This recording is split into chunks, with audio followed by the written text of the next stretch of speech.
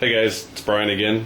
I wanted to do a little show and tell the things that I found this week on eBay and the Goodwill Outlet and everywhere else. I had to move everything indoors due to the inclement cold weather outside, and so let me show you the things I got. I did really well, so here we go. First thing I want to show you guys was I got 55 boxes of this wood flooring today. And the reason I wanted to show that to you is because this is one of the things I like to do with my money I earn on eBay, is to do projects around the house. We do vacations with it and everything else. So anyway, I was able to pay for new wood flooring for a house. We need about 1,000 square feet. So our carpet, we bought our house with white carpet, and we have 3 boys. So go figure, right? So anyway, if you do well enough or get good enough at this, you guys can have money to do things you want, or things that come up if you need money for something. So anyway, it's the only hobby I know where you actually earn money. So, all right, let me show you what I got. First of all, I'll start with my Goodwill Outlet finds. Kind of had a hard time this week going to the Goodwill Outlet because I had my boys with me a lot this week.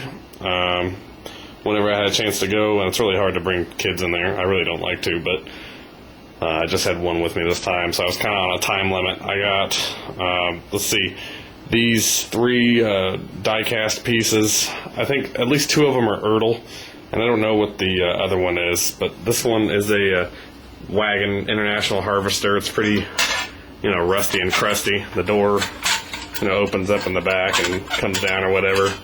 But anyway, not bad. It still, I'm sure, will sell. This is Oliver. This is by Erdl also. Oliver die-cast metal tractor. Again, this is probably a parts tractor. This one's definitely a parts tractor. It's missing the steering wheel and then the other side of the wheel. But the good thing is it actually exists. And I don't know if you guys caught a video by I think it was Marion Springs Pickers. They picked up some of those I know that were for parts, and I'm sure did pretty well on them. So I'll probably do what they did. I'll probably start them at $10 and see where they go. I've talked to you guys before about these Puzz 3D puzzles. A lot of them really don't do that well. This one does okay, I think. There's only a few of them on eBay, and so this is a kind of an older one. You can tell by the pictures. It's from like the mid-'80s or early '80s. It's Big Ben, so I don't know if all the pieces are here, but the few that I saw listed were in the $50 or $60 range, and they were shipping over from overseas. So I don't know what this one's going to do. I'll just say 20 or 30 bucks maybe. There's my cat. I'll sell him if anybody wants him. It drives me crazy. So anyway, hey, let me show you these things. This actually I paid $15 at the Goodwill Outlet for everything. I found these 2 guys, which I'll sell for $15. They're track adapters for the Thomas track. Little game there, $5 for that. I want to show you guys this little gaming keyboard here. It's kind of just like an overlay you put over your keyboard. They make like just standard ones like this that don't really go with typical or a specific game, but they also make ones that go with like certain games, like World of Warcraft or whatever. So new, they'll sell for $50, $40. This one used, it might be 10 or 20 bucks. If you ever see it as a garage sale, it might be good to pick up. I'm actually not going to sell this one because it's in worse shape than I thought it was. It's peeling up in a couple parts. So anyway, I just want to show you that. Okay, I picked these up for $25 on eBay plus some shipping, and I'll get about $125 for these. The reason I get a lot for them is because these are the battery powered engines. So like 1, 2, 3, 4, 5, those are all $15 a piece, and the other ones are $5 to $10 each. So about $125 for those. Okay, deal. Let me go ahead and go to this Thomas stuff before I do my other stuff. I actually end up paying only $28 for all this, and that includes shipping.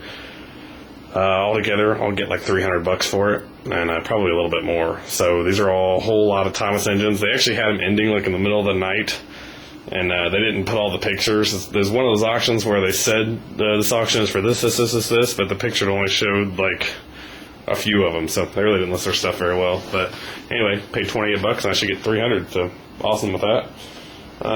This is stuff I want to show you guys. I don't know much about records. When I was growing up, records run their way out. Tape players were big, cassettes, all that kind of stuff. So I've learned a little bit about records just from a few guys on here, like Castles and Addicts and whatnot. But if you guys have any knowledge about what records sell and what records don't, I have a very limited knowledge about them. What I've kind of learned is that oddball stuff sells, stuff that's sealed in good condition, is good. But other than that, I really don't know. So I tried to pick up some oddball stuff. They probably had 1,000 records thrown in the bins when I went there the other day. So this is what I picked up. A couple of them I'm kind of excited about. So let me know what you guys think. This is well, first of all, I'll show you the duds. I mean, I got like there's like Alabama. I don't know. I picked up like 3 or 4 of those. Bonnie and Clyde, Honky Tonk, Jerusalem of Gold. I mean, stuff that just looked odd. Elvis Christmas album. Obviously, I know who Elvis is. Nat King Cole. I knew who that was. Some gospel. Louis Armstrong. I knew who that was. Like this guy Zamfir. It was a sealed one. That's the only reason I picked it up. Another Louis Armstrong. Okay, like I honestly, they're probably worth like $1 each. These are some of the ones I was kind of excited about. I'll just put them down here. This is a souvenir of the Victoria. I guess this was like something they handed out when you went on this cruise back in the 60s. So, and it is still sealed. So I saw some on there for $10 or $15 by now. So, $10 or $15 maybe. This one, Lonnie Donegan. I mean, it just looked funny. I couldn't find it on eBay at all. So if you know anything about this guy or heard of him, I might be dating myself, but I've honestly never even heard of this guy.